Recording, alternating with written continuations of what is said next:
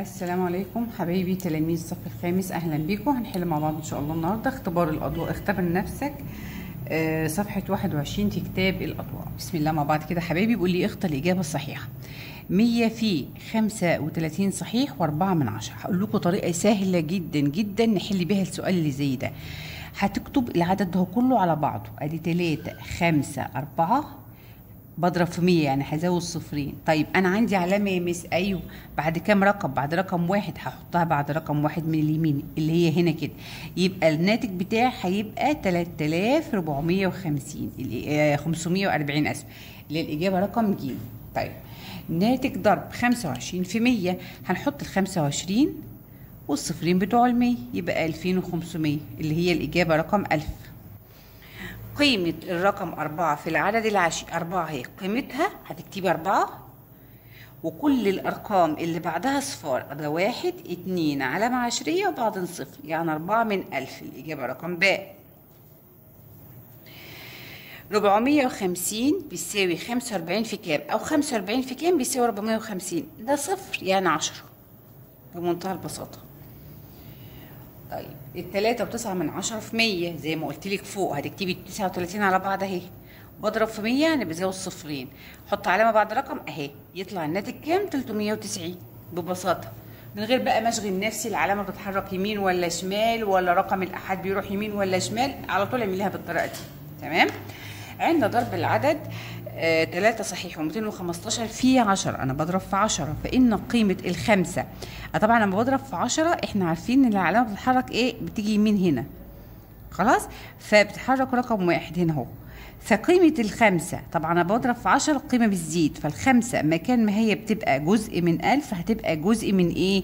من 100، فتبقى اللي هي الاجابه رقم باء، يعني عشان تصبح جزء من 100. اكمل. 83 و59 من 100، 83 صحيح و59 من 100 على 10، يعني العلامة ده يبقى محركها شمال، بتيجي رقم واحد هنا اهو، هيبقى الناتج 8. حطي علامة 3 5 9 359 من 1000.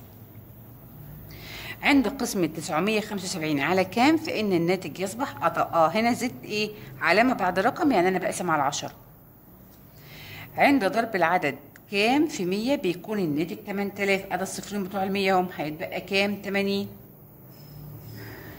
سهل قوي الكلام ده. قيمة العدد الصحيح بتقل ولا بتزيد بالقسمة؟ بقسم يعني بتقل على طول، تقل. طيب اجب عما ياتي. اذا كان ثمن 10 لعب اطفال هو 287 جنيه، فما ثمن اللعبة الواحدة؟ يعني انا هقسم ال 287 دهم على 10، يبقى انا هقول له ثمن اللعبة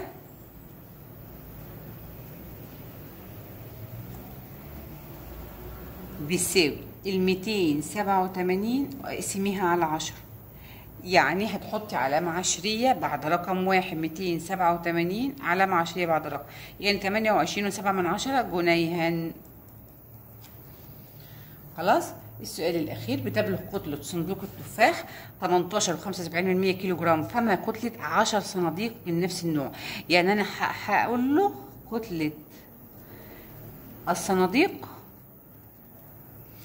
هضرب ال 18.75 من 100 ده اهي في 10، يعني العلامة العشرية هتتحرك رقم واحد بس. انا بضرب في 10 يعني علامة تتحرك رقم واحد جهة اليمين، او زي ما قلت لك فوق بكتب كل الرقم على بعضه، بزود صفر والعلامة العشرية بعد رقمين 1 2 بتيجي هنا، حط هنا بعد رقمين 1 2، يبقى العدد الناتج هيبقى 187.50 من 100.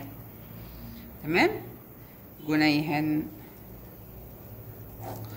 ده كده انا اكون حليت معاكم اختبر نفسك بسهولة جدا وببساطة حتى الدرس التاني. يا رب تكونوا استفدتوا من الفيديو. انتظروني ان شاء الله في الفيديو القادم، هنكمل ونحل مع بعض.